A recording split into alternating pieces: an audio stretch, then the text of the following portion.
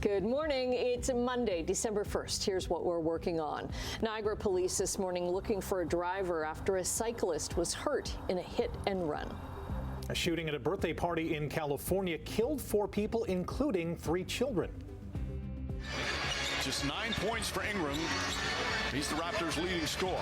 And with Toronto playing second game back-to-back as Kolek and Towns connect. Tyler Kolek off the bench. And the Raptors fall to the Knicks for their second loss in a row.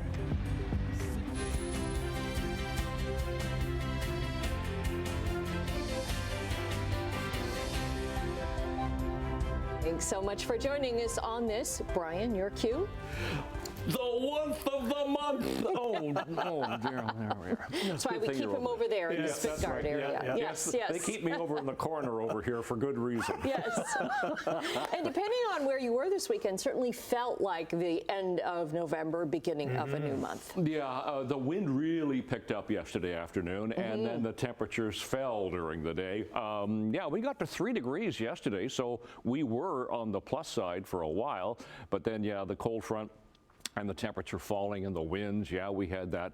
We're sitting at -6 at the moment with a wind chill of -9. Thankfully, the winds have really died off, so they're fairly light this morning. So the wind chill isn't all that extreme, but it's still cold, -6. We're going to climb into the minus column today, and that's all. -1. We'll have a wind chill of -3, but at least we'll see some sunshine today. We'll have a mix of sun and clouds for the day, a little more cloud cover later in the day. Actually, we had fairly clear skies at the moment. So it's a chilly start as we get into the month of December. So we'll talk about the forecast coming up. Quick check on traffic. That's the 403 and Waterdown Road, as you can see there behind me. It's doing okay. The construction's coming to an end. That usually goes on overnight.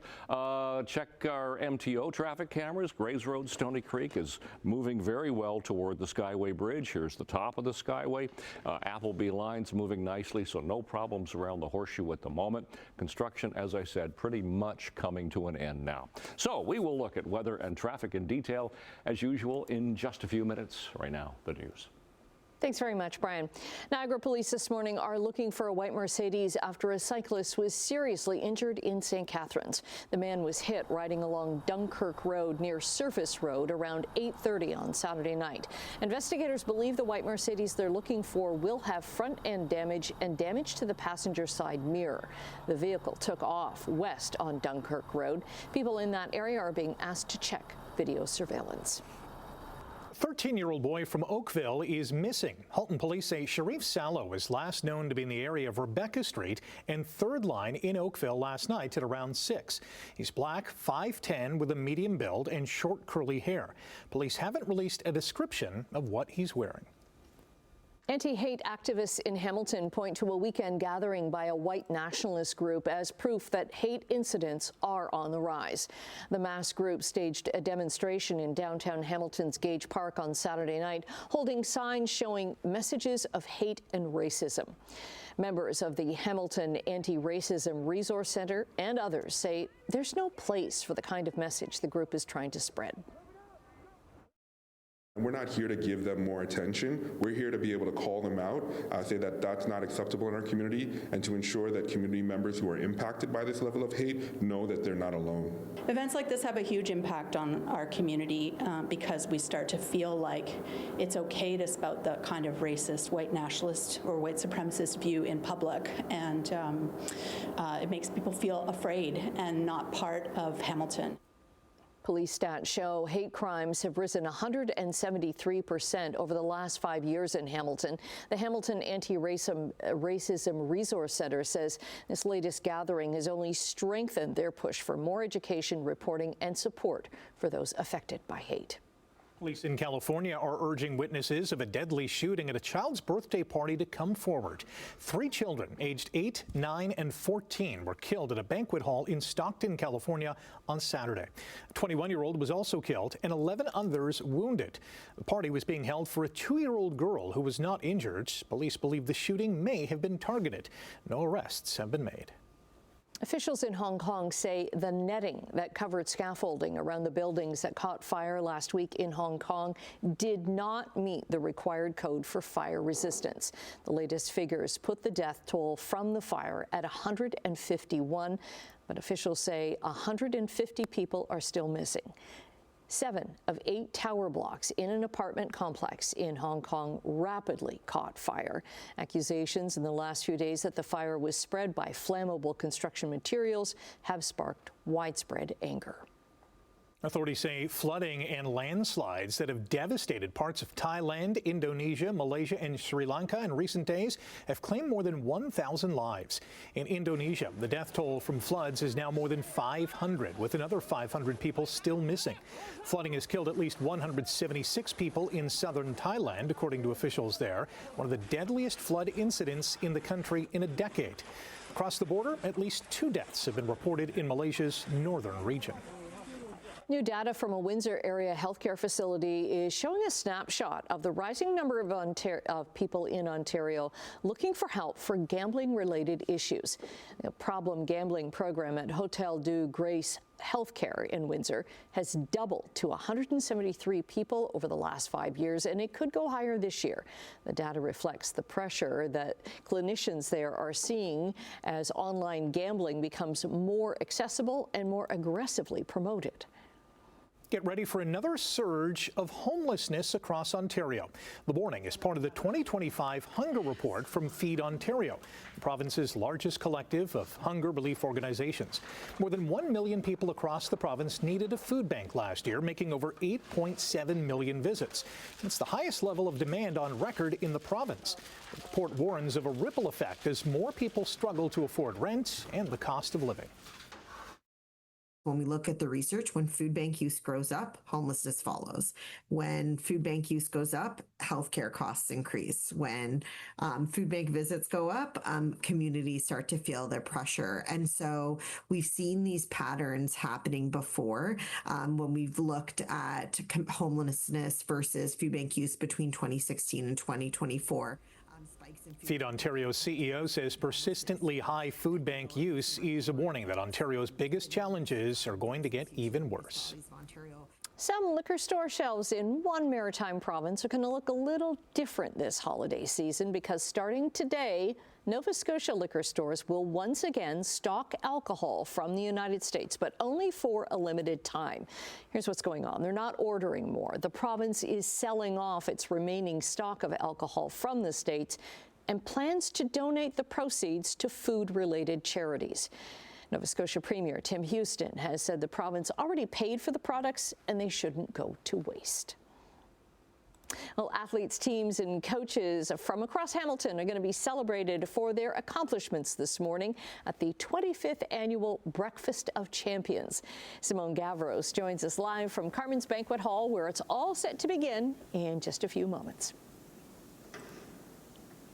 Well, Annette, the 25th year anniversary itself is something to celebrate. This milestone that's going to be celebrated later this morning. Now, there's going to be around 500 athletes and VIP guests in attendance, all being celebrated for their accomplishments this year surrounding sport here in Hamilton, as well as internationally and provincially. That's all going to start around 8 a.m. this morning. The event will be hosted by former Ticat Pete Diakowski once again. The keynote speaker this year is Kevin Rempel, a 2013 world champion and 2014 Sochi Paralympic bronze medalist. Today's event will recognize the accomplishments of those who competed at the provincial, national, and international levels, all while representing Hamilton. Some of the awards are for excellence, perseverance, as well as youth leadership. Now, later this morning, I will be speaking with the president of Sport Hamilton. I'll also be speaking with the Minister of Sport for the province. And of course, I'll be talking to some athletes and coaches. For now, things back over to you, Rick.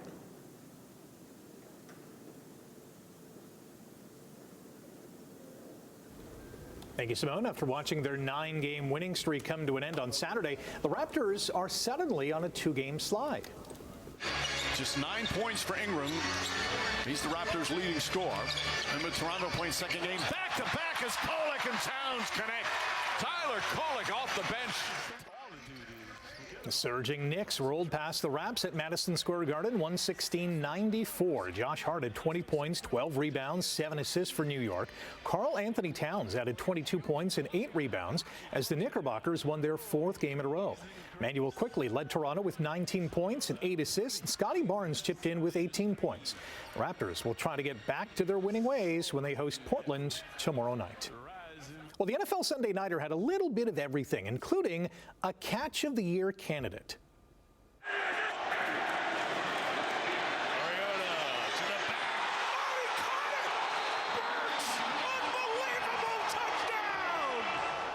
Treylon Burks made an insane catch for a touchdown in the corner of the end zone. It was his 2nd career TD, his first since 2022, and it's drawing comparisons to Odell Beckham Jr.'s famous one-handed grab in 2014, which was also on a Sunday night. And Burks wears number 13, which was Beckham's number when he played for the Giants. Now, the Broncos ended up winning the game 27-26 in overtime when Nick Bonito batted away Marcus Mariota's pass to deny Washington's potential game-winning 2-point conversion.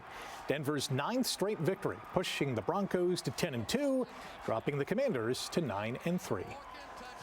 Josh Allen threw for a touchdown and ran for another score as the Bills bounced back from a loss last week by plowing past Pittsburgh 26-7. The reigning MVP scored his 76th career rushing touchdown, breaking the NFL record for TD runs by a quarterback that he briefly shared with Cam Newton. Steelers quarterback Aaron Rodgers played with a broken left wrist and was ineffective for most of the game. James Cook ran for 144 yards as the Bills piled up 249 yards on the ground and controlled the clock for nearly 42 minutes on a blustery day in Pittsburgh. Wyatt Johnston scored the 4th hat trick of his career, including 2 power play goals. As Dallas slammed the Senators 6-1, Johnston added an assist to match a season high with 4 points as the Stars won for the 10th time in 12 games. Nikolai Ehlers scored in overtime, and rookie Brandon Bussi made 15 saves for his first NHL shutout as Carolina clipped Calgary 1-0. Ehlers beat rookie goalie Devin Cooley for his 5th goal of the season and first in 7 games. Was a huge upset in the OHL, and it came in the expense of the Brantford Bulldogs. The Oshawa Generals, who occupy last place in the league, stunned the Bulldogs 5-4 yesterday. Former Bulldog Lucas Moore scored the winner on the power play midway through the 3rd period. Brantford captain Jake O'Brien had 3 assists, and teammate Marek Van Acker scored twice in the loss. Meantime, Adam Novotny scored a shorthanded goal and on the power play as Peterborough skated past the Niagara Ice Dogs 6-3. Ottawa Charge head coach Carla McLeod has been diagnosed with breast cancer. The 43-year-old has coached the Charge since the team's inception, leading them to the Walter Cup finals last season. The 2-time Olympic gold medalist says she will begin treatment this week and will return to the PWHL club this season. Okay, 13 minutes after 6 o'clock. It's Monday. We just had a tweet from Jane just before 6 o'clock saying she was patiently waiting for me to say the 1th of the month. So there we are, Jane. I got it in for you earlier, so it's the 1th of the month again. Let's get you into traffic here. Thank you, Jane, for that. Gets into traffic. 403 Waterdown Road. Nothing to see there. It's pretty quiet all the way around the Hamilton area. So let's check a little further afield. Go to our MTO traffic cameras. QEW 405. No problems. Grays Road still looks good. Fairview Street, even that is moving nicely so far today. East of Royal Windsor through Oakville, Cooksville Creek, and Mississauga. No problems on the roads right now. Temperature this morning is a little on the chilly side to start our morning. We're below seasonal. Temperature right now is -6. Wind chill. Thankfully, the winds are fairly light. They're west-northwest at 6. Makes it feel like -9. The skies are fairly clear this morning. And that's the way the day is going to be. For school today, we'll have a mix of sun and clouds. The winds will be light. The temperature will climb still into the minus column. We're not going to go through the freezing mark. So -1, wind chill of -3 later on today. We had a cold front go through, shifted around the winds, dropped the temperature during the day yesterday. Right now, that high pressure is going to scoot by us, but give us some sun for today. Tonight, there's the snow moving in. Now, it's not going to be a huge amount of snow. It's going to go by fairly quickly. We'll get 2 to 4 to 5 centimeters around the horseshoe tonight and into the early part of the day tomorrow. Then it's going to stay fairly cloudy. So today, temperatures anywhere from -1 to 0, well, -2 for Brantford, -3 for Guelph and Kitchener. but at least we'll have the sun. Tonight, skies will get cloudy throughout the evening, and then we'll get 2 to 5 centimeters. Temperatures still cold, -4, 5 to 7 degrees overnight. And then tomorrow, temperature will climb, well, hit the plus side for the day tomorrow. Still, the Niagara area. Now, it's Niagara Peninsula could get 2 centimeters. The rest of us, it's just going to be flurries, but temperatures a little bit better for the day tomorrow. So stepping out the door, first morning of December, here we go. It is mainly clear. Temperature right now, -6, wind chill -9. Long range in a few minutes. Annette, right. Okay, thanks very much. We're going to say good morning right after the break to Emily with a preview of what's to come in Chit Chat. And in business news, a big jump in Black Friday shopping numbers compared to last year. We'll take a look. 6:17 right now. Time to say good morning to Emily. Hi, good morning. Happy Monday.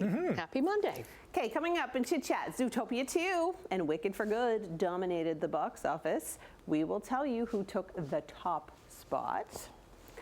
Pop star, superstar Kelly Clarkson has joined Spotify's Billions Club. And later on this morning, Shaw Festival's A Christmas Carol takes its final bow at the Royal George Theatre. Because the theater's about to be reconstructed. Yeah, we'll chat. Okay, thank you.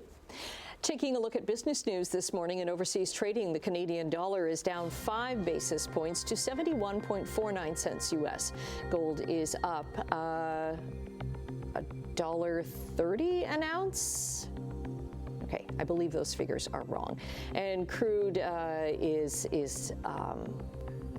anyways, we're going to rework these numbers here. Midday trading in Europe, London, Frankfurt, and Paris, all down this hour.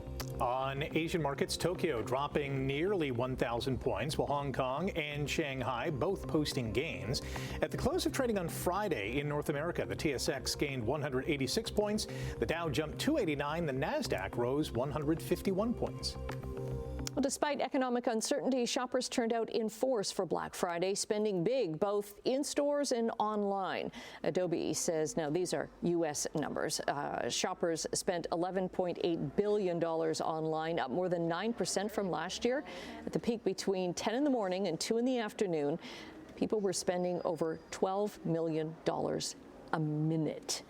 Salesforce, which tracks global shopping platforms, reported $79 billion in online Black Friday sales around the world. And this year, AI played a big role. Adobe recorded an 805% surge in AI-generated traffic, while Salesforce says AI agents helped drive $14.2 billion in global sales.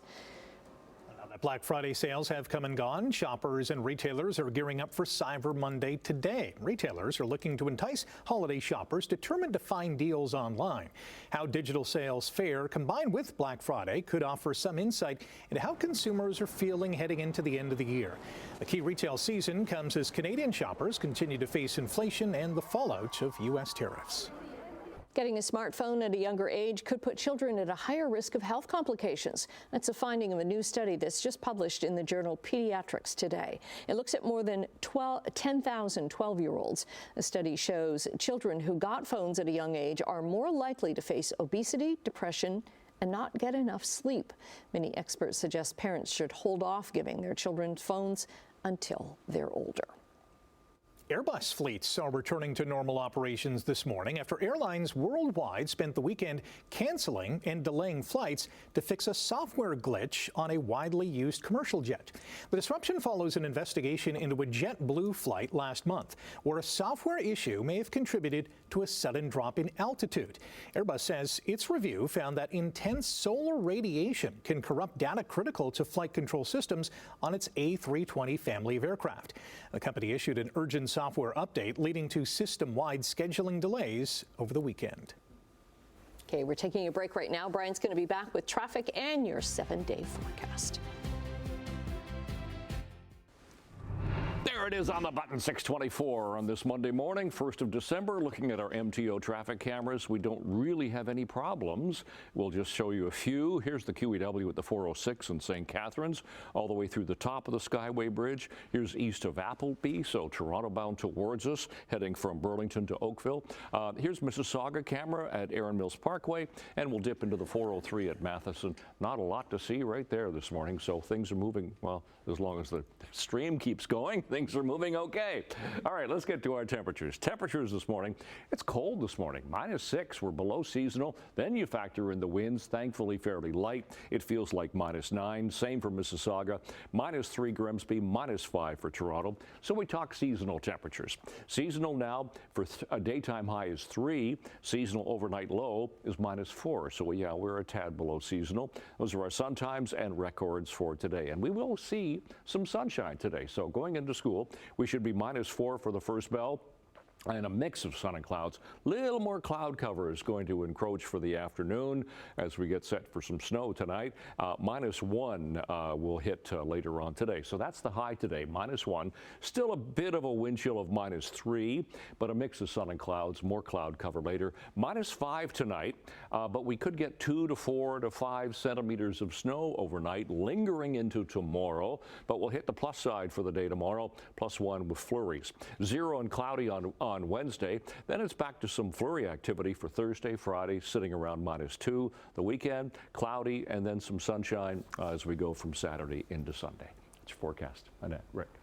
Okay, thanks very much, Brian. Well, another dictionary is out with its word of the year for 2025. The Oxford University Dictionary says rage bait is its word of the year. It captures today's online culture. Rage bait describes posts intentionally crafted to spark anger or outrage, all to fuel clicks, comments, and shares. Lexicographer Susie Dent says social media algorithms often boost this content because users tend to engage more with negative posts than positive ones. The term beats out 2 other finalists: aura farming, the practice of carefully curating a cool or mysterious online image, and biohack, which refers to efforts to enhance physical or mental performance through lifestyle changes or technology. Now, Oxford University Press chooses its word of the year to highlight cultural and linguistic trends. Past winners include podcast, emoji, and goblin mode. Okay, so don't take the rage bait. Yes, I was in goblin mode this weekend. Were you? Yes, very goblin-y. Stay with us, more to come after the break here on Morning Live.